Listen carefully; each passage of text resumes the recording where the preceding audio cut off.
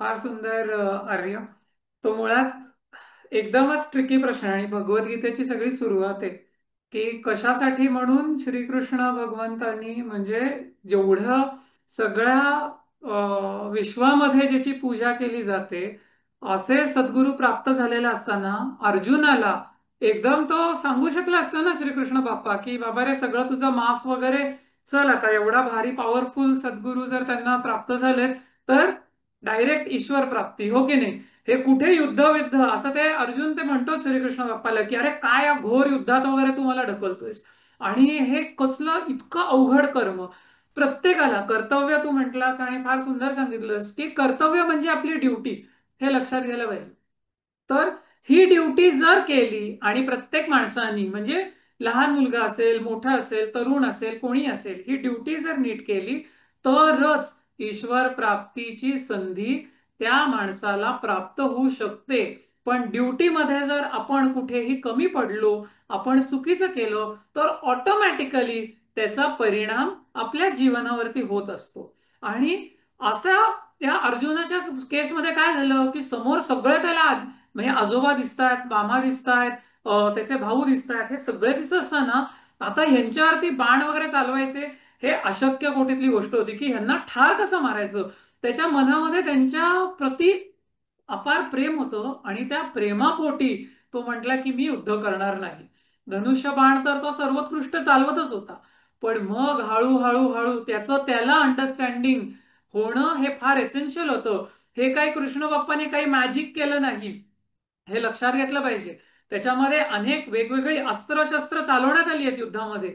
आणि ती अस्त्र आणि त्याची ती शस्त्र किंवा अस्त्र चालवायची कशी ही विद्या तिथल्या सगळ्या योद्ध्यांना वेगवेगळ्या प्रकारांनी प्राप्त होती अवगत होती त्याचा त्याचा अभ्यास होता.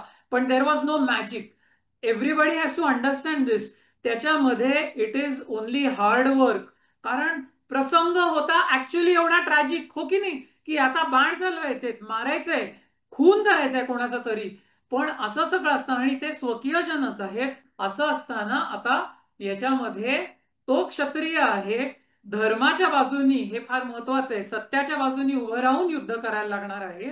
आणि ते जर त्यांनी त्याचं कर्तव्य कर्म केलं नाही तर त्याचा प्रगतीचा मार्ग his progress will be hindered. मग ही प्रोग्रेस काय आहे इथे काय त्याला मार्क्स मिळणार होते का का काही ट्रॉफी मिळणार होती का काही अवॉर्ड मिळणार होते का नथिंग लाईक दॅट. का पैसे मिळणार होते का काही नाही. आपलीच लोक मरणार होती. आपल्याच ज्या काही बहिणी होत्या तर त्यांचं जे काही कुंकू होतं ते पुसलं जाणार होतं. आपल्या अनेक मुलांना ते ऑर्फन करणार होता त्याचे जे बाण होते ते म्हणजे असा विलक्षण प्रसंग होता. आपल्याला थोडंसं समजून घ्यायला पाहिजे हे.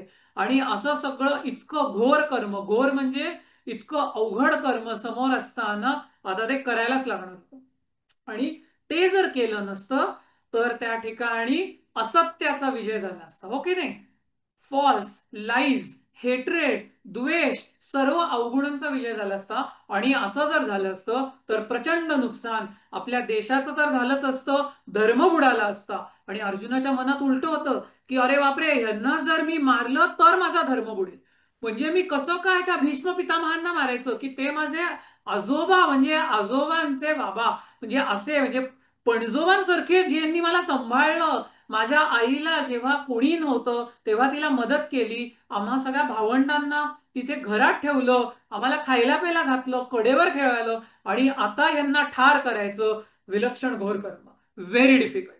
त्यामुळे त्याला पहिला जो अध्याय आहे भगवद्गीतेचा त्याला अर्जुन विषाद योग असं म्हटलेलं आहे. विषाद अतिशय दुःख अतिशय दुःख. इतकं दुःख झालं होतं त्याला की धनुष्य बाण त्याच्या हातातनं पडला. त्याच्या पायातली हातातली शक्ती गेली. रथामध्ये मागे जाऊन बसला आणि डोक्याला हात लावून बसला तो की माझ्याच्यानी हे होणार नाही. आता आपल्याला युद्ध करायला लागत नाही पण आपल्याला आंतरिक युद्ध नक्की करायला लागतं. कारण अनेक प्रसंग लहानपणी कदाचित एवढे निर्माण होत नाही. आई बाबा असतात आपल्याला मदत करायला अनेक लोक असतात आणि सगळे असताना आपल्याला ते थोडंसं इझी वाटत असतं. पण आता हे शिकून घेणं फार महत्वाचं आहे. कारण जर आता आपल्याला कळलं नाही तर हळूहळू जसं आपल्याला इंडिपेंडंट व्हायला लागतं इंडिपेंडंट झाल्यानंतर आपल्याला डिसिजन्स घ्यायला लागतात. ते डिसिजन्स घेताना अनेक इतर लोक आपल्या आजूबाजूला असतात. तेव्हा डिसिजन योग्य आहे का अयोग्य आहे is it right or is it wrong should I do it or should I not do it how should I do it. ह्या सगळ्या गोंधळामधनं आपल्याला झटकन मार्गच मिळत नाही. आणि तो जर मिळवायचा असेल तर हा सगळा भगवद्गीतेचा, महाभारताचा सुद्धा अभ्यास आपल्याला खूप उपयोगी पडतो. हे लक्षात घेतलं पाहिजे. आणि अर्जुन विषाद योग असं मी म्हटलं की नाही, तो योग का होता हे लक्षात घेतलं पाहिजे. कारण त्याला झालेलं सर्व दुःख कोणासमोर व्यक्त केलं त्यांनी, तर कृष्ण बाप्पा समोर केलं. आपण हे सगळं गुरुपूजन सद्गुरुपूजन का करतो? आपल्याला जे काही मनामध्ये वाटतं ते आपल्या सद्गुरूंप्रती त्यांच्या समोर त्यांच्या चरणी अर्पण करून टाकावं. आपल्याला जी आवडते ना देवता, जो बाप्पा आपल्याला आवडतो, गणपती बाप्पा आवडत असेल ना, गणपती बाप्पाशी आपण बोलावं, आपला संवाद त्या ठिकाणी साधावा. प्रत्येकाने हे करण्यासारखं. श्वेता मावशीने इतकं छान सांगितलं की नाही, स्वामींच्या 3 गोष्टी, 3 थिंग्स, राईट. कुठल्या तरी 3 वेळा तुम्ही घ्या आणि तिथे थोडंसं बोर होत असेल, कुठेतरी थांबला असाल, लाईन मध्ये असाल, आई बाबांबरोबर गेला असाल, 5 मिनिटं मनात थोडस ओम रामकृष्ण हरी, छान 12 वेळा म्हणायचं. खूप आपल्याला धरूनच बसायचंय, काहीतरी ताणायचंय असं काही नाही, पण थोडस स्मरण राहावं. तर असं आता हे कर्तव्य इज व्हेरी इम्पॉर्टंट. आणि गुरुदक्षिणा काय आहे आणि गुरुपौर्णिमा काय आहे, मला वाटत नाही आपल्याला वेळ पुरणार आहे, कारण पुढे क्विज आहे आणि एक आपण 10 मिनिट्स क्विज साठी ठेवूयात. पण मी थोडक्यात 1-2 प्रसंग फक्त घेतो आणि मी स्क्रीन शेअर करतो आणि थोडस गुरुपौर्णिमेचं जे महत्व आहे ते आपण थोडक्यात समजून घेऊयात. म्हणजे गुरु दक्षिणेचं विशेष करून की काय अपेक्षित आहे. सगळ्याच्या सगळं प्रेझेंटेशन काही आज मी घेणार नाही, पण हे मागच्या याला घेतलेलं आहे खरं तर. हं? पण सद्गुरू कोणास म्हणावे हे सर्वांना कळलं पाहिजे बरं का. लहानपणापासून कोणीतरी कुठल्याही माणसाला उगतच उठून सद्गुरू म्हणायचं नाही, हे अगदी लक्षात घेतलं पाहिजे. सद्गुरूंची पारख केली पाहिजे. पारख म्हणजे काय, आपल्याला पटले पाहिजे आणि काय एक्झॅक्ट गोष्ट आहे हे आपल्याला कळलं पाहिजे. प्रत्येकाचा एक मार्ग आहे, प्रत्येकाच्या मनामध्ये आनंद विचार आहेत आणि त्या सर्व गोष्टींना धरून आपल्याला जेव्हा जेव्हा बर, मनामध्ये 2 मिनिटं. ऑडिओ बंद करशील आभा? हो हो सर. तर आपल्या मनामध्ये जेव्हा जेव्हा अशा पद्धतीची विलक्षण इच्छा प्राप्त होते की मला ईश्वर म्हणजे काय आहे समजून घ्यायचंय, तर तेव्हा तेव्हा त्या त्या व्यक्तीला ही विशेष पद्धतीने इच्छा जर प्राप्त झाली तर सद्गुरू नक्की प्राप्त होतात. यात काही शंका नाहीये, ईश्वर योजनाच असते ती. पण सद्गुरू म्हणजे कोण, तर त्यांच्याकडे मुख्यतः आत्मज्ञान, म्हणजे ज्यांना ईश्वर प्राप्ती झालेली आहे आणि ते कुठल्याही परिस्थितीमध्ये संतोष असा जो गुण सांगितला की नाही मगाशी, म्हणजे तो नियम आहे, तर तो एक प्रकारचा दैवी गुण सुद्धा आहे. त्यामुळे सर्व परिस्थितीमध्ये दुःख होणार नाही असं नाहीये, जीवनामध्ये प्रसंग वेडेवाकडे येणार नाहीत असं नाहीये, पण त्यांचं अंतःकरण कसं असतं, त्यांचं अंतःकरण स्थिर असतं, संतोष त्यांना प्राप्त झालेला असतो. तो संतोष म्हणजे इंग्लिशमध्ये त्याचा लूज अंडरस्टँडिंग आहे सॅटिस्फॅक्शन, पण it is not exactly satisfaction. एक अतिशय पवित्र भाव अंतःकरणामध्ये जो ईश्वर प्राप्तीमुळे निर्माण होतो, ईश्वराचं अंडरस्टँडिंग आपल्याच अंतःकरणाला झाल्यामुळे जो निर्माण होतो, त्याच्यामधनं जे समाधान प्राप्त होतं त्याला संतोष असं म्हटलेलं आहे. तर असं ज्याच्या ठिकाणी आहे आणि जी व्यक्ती तुम्हाला भावते, आणि अशा पद्धतीने म्हटलेल्याच आहे समर्थांनी, मुख्य सद्गुरूचे लक्षण आधी पाहिजे विमल ज्ञान, निश्चयाचे समाधान स्वरूप स्थिती. नुसतंच काहीतरी खूप भारी परिस्थिती आहे, खूप पैसे आहेत वगैरे वगैरे, सगळं एव्हरीथिंग इज गोइंग ग्रेट म्हणून आय एम हॅपी, असा तो संतोष नाही, असं ते समाधान नाही, हे लक्षात घेतलं पाहिजे. हे irrespective of the situation and circumstances असे ते सद्गुरू असतात. हे फार महत्वाचं आहे. नाहीतर खूप ठिकाणी अनेक गोष्टी चाललेल्या असतात, युट्यूबवर चालू असतात, इंस्टाग्रामवर असतील, अजून कुठे तुम्ही बघत असता, आपण प्रोसेस करत असतो. पण म्हणून नॉट एव्हरीबडी इज अ सद्गुरू, हे लक्षात घेतलं पाहिजे. मदत करणारे अनेक जण असतील, पण सद्गुरू हे विशेष असतात, हा भाग लक्षात घेतला पाहिजे. आता गुरुपौर्णिमा म्हणजे सद्गुरू आपला अंधकार दूर करतात. कसला अंधकार असतो, आपल्याला असं काही फार अंधार बिंधार आहे असं वाटत नाही, पण थोडस लक्षात घ्या की जेव्हा रात्री ना एकदम सगळे दिवे वगैरे गेले की काही अंधार बिंधार झाला की जर कोणीतरी, म्हणजे जर दिवे आले एकदम तर कसं छान वाटतं, असं जरा खुश वाटतं. हा, पण हे रात्रीचं, सपोज तुम्ही एकटे बिकटे असाल चुकून घरी आणि त्यावेळेस जर दिवे गेले, आई बाबा चुकून बाहेर गेले असतील, तर एकदमच जरा डेंजर वाटायला लागतं कधी कधी. आणि मग दिवे आले की जरा जीवात जीव येतो.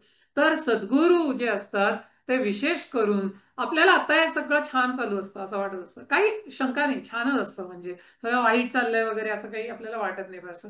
पण असं सगळं जरी असलं तरी कुठेतरी अंतःकरणामध्ये आपल्याला something is missing, something is missing असं होत असतं. हे सगळ्यांना होत असतं, लहान मोठे एव्हरीबडी, त्याला काही नो एक्सेप्शन्स. आणि हे समथिंग जे मिसिंग असतं तेच बरोबर सद्गुरूंकडे असतं, त्याच्याकडेच आपण आकर्षित होतो. आणि सद्गुरू तो मार्ग दाखवतात की जे something that is missing, follow this path and I assure you, म्हणजे मी तुम्हाला आश्वासन देतो की तुम्हाला ते प्राप्त होईल, पण करायचंय तुम्हाला. त्यामुळे नो मॅजिक. त्यामुळे कसं होणार? कर्तव्य करता करता ते प्राप्त होणार, आणि साधना हा कर्तव्याचा भाग आहे. तर आता ह्या सगळ्यामध्ये मी फार याच्यात जात नाही, आपण थोडंसं पुढे जाऊ.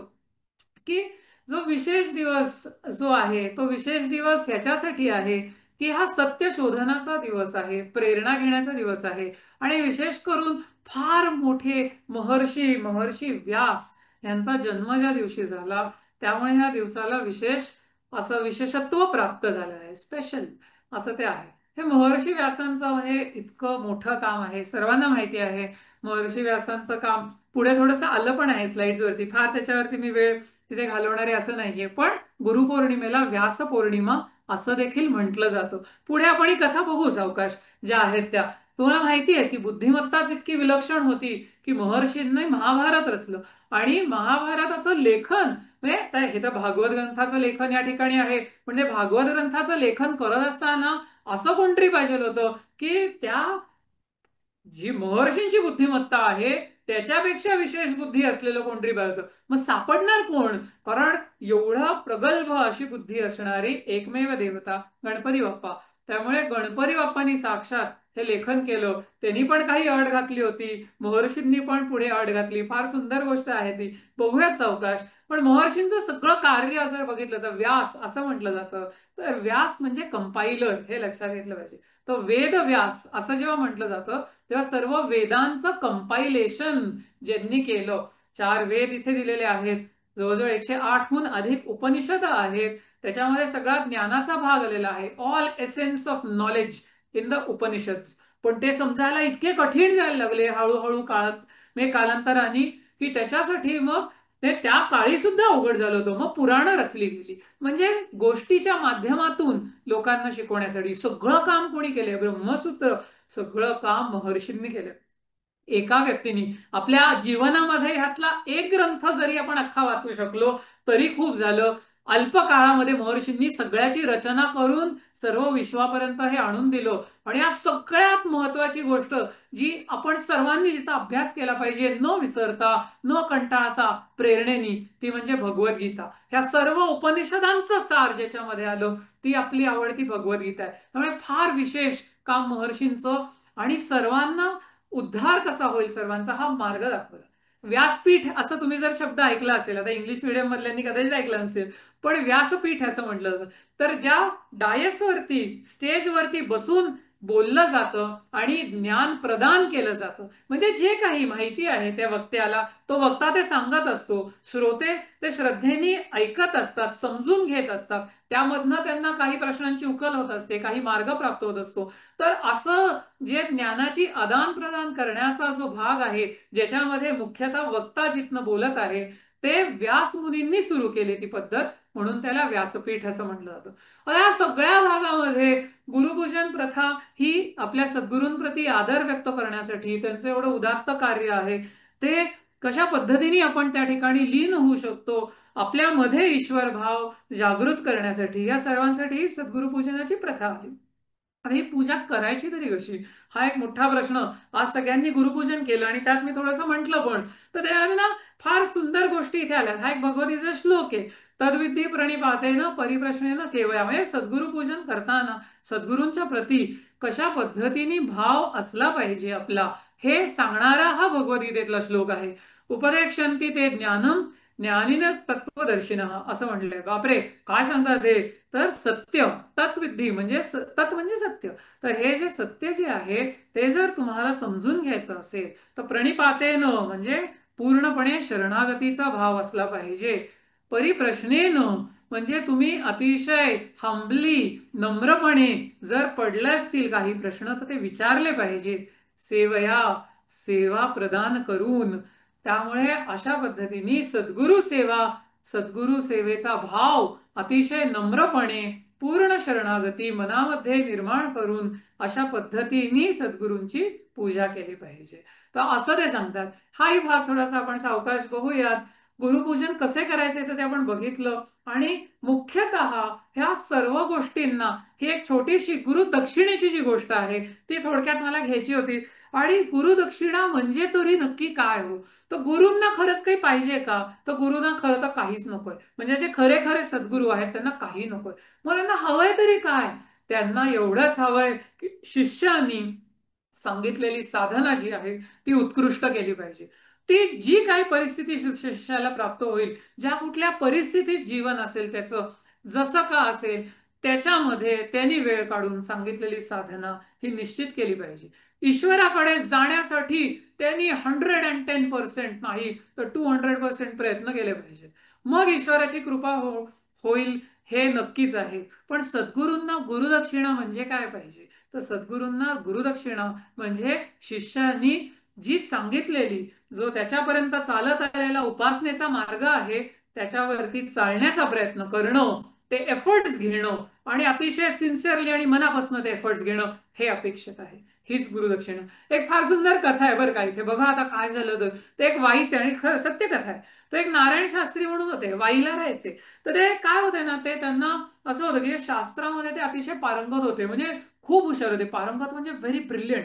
सो हे उपनिषद, वेद, पुराण, त्याच्यानंतर वेगवेगळे अजून जसं ब्रह्मसूत्र आहे, योगसूत्र आहे, अनेक आपल्याकडे अतिशय प्रगल्भ असं वाङ्मय आहे. म्हणजे ब्रिलियंट लिटरेचर, राईट. फिलॉसॉफी सांगणारं, ईश्वर प्राप्ती कशी करून घ्यायची सांगणारं, आणि ह्याचा अभ्यास होता.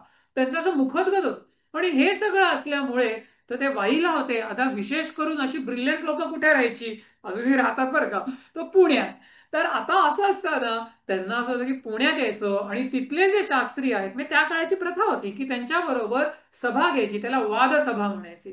वादसभा म्हणजे आर्ग्युमेंट आणि काउंटर आर्ग्युमेंट, रिझनिंग आणि काउंटर रिझनिंग. आणि असं करता करता त्याच्यामध्ये जो जिंकेल, कारण तो तत्वाला धरून किंवा ईश्वराला धरून किंवा धारणांना धरून, नीतीला धरून, न्यायाला धरून अनेक कन्सेप्ट मांडत जाणार. त्याच्यावरती लोक आर्ग्यू करणार. म्हणजे समोर दोन पार्टीज वर का, डिबेट म्हणू आपण त्याला.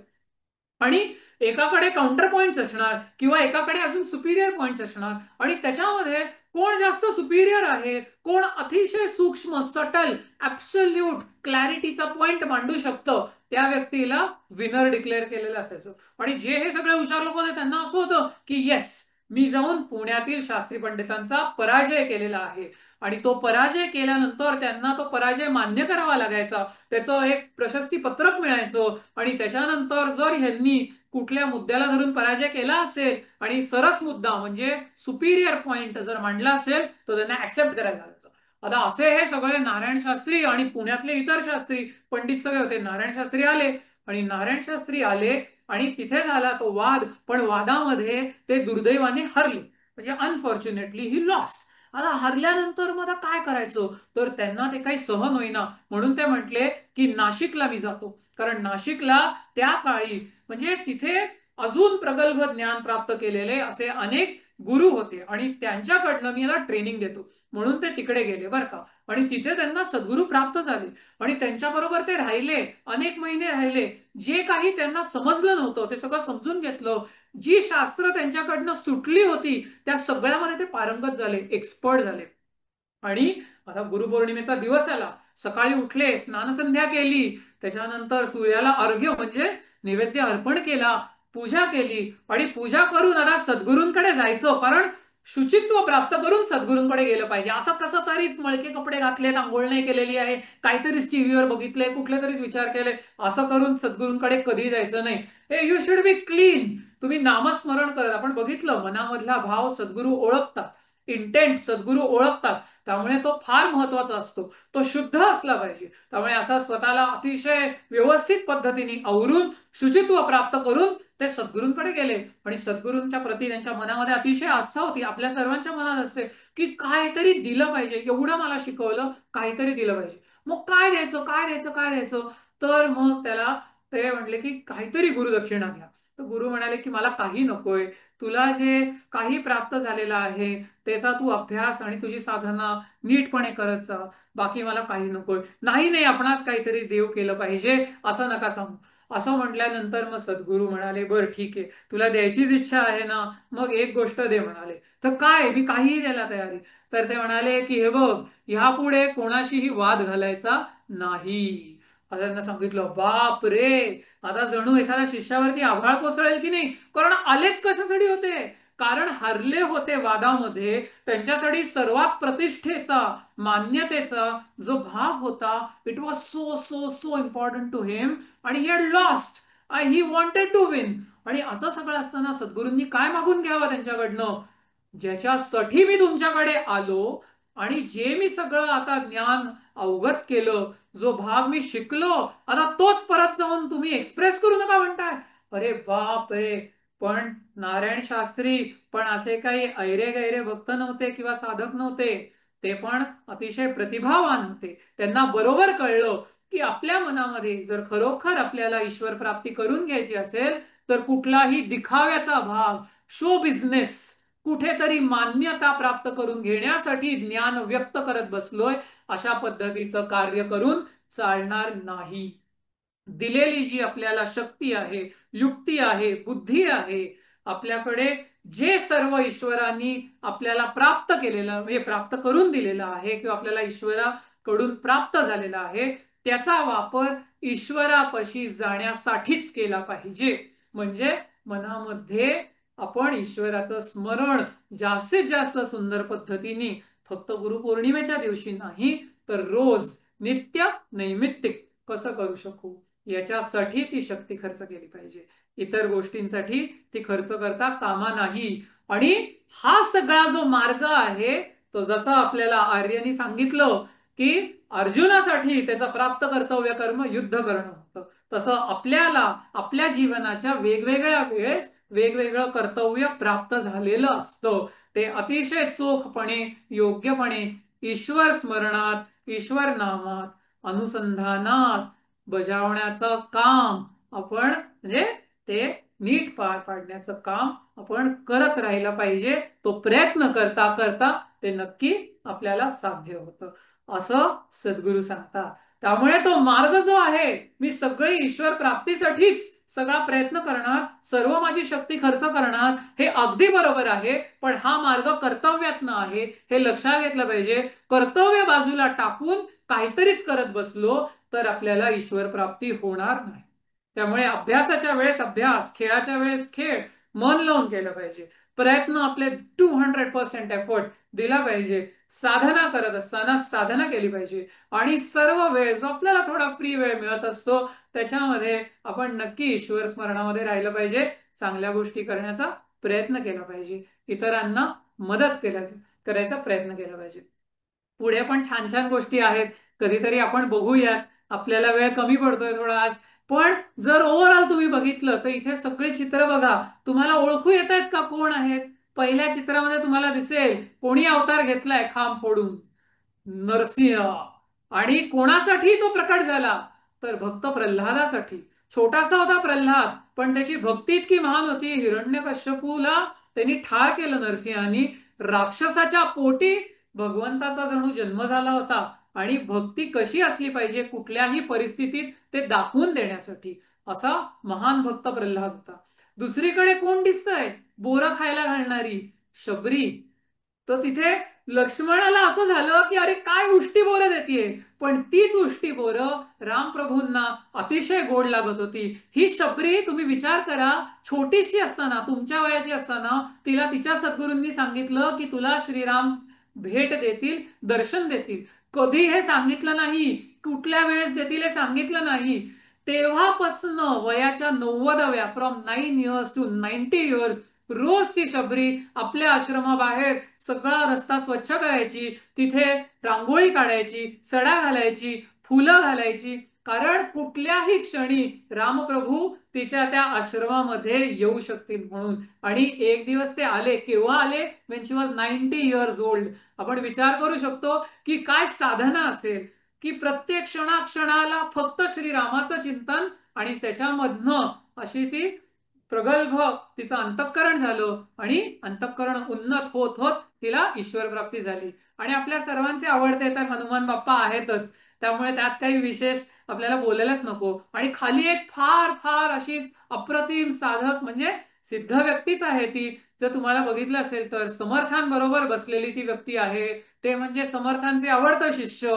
त्यांचं नाव होतं कल्याण स्वामी. त्यांची कथा आपण कधीतरी नंतर सावकाश बघूयात. पण एक शेवटचा श्लोक थोडासा लक्षात घ्या. म्हणजे आपण काय केलं पाहिजे हा भाग थोडासा लक्षात घेतला तर साधना आपल्याला फार महत्वाची आहे. कर्तव्यामध्ये, नित्यकर्मामध्ये साधना येते. त्याच्यानंतर आपल्याला सत्कर्म हे केलं पाहिजे. सत्संग हा धरला पाहिजे. चांगली संगत, मित्र संगती, you have to be very very very careful.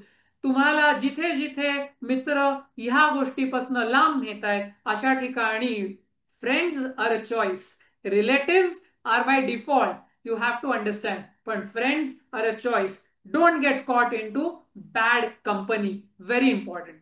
Okay.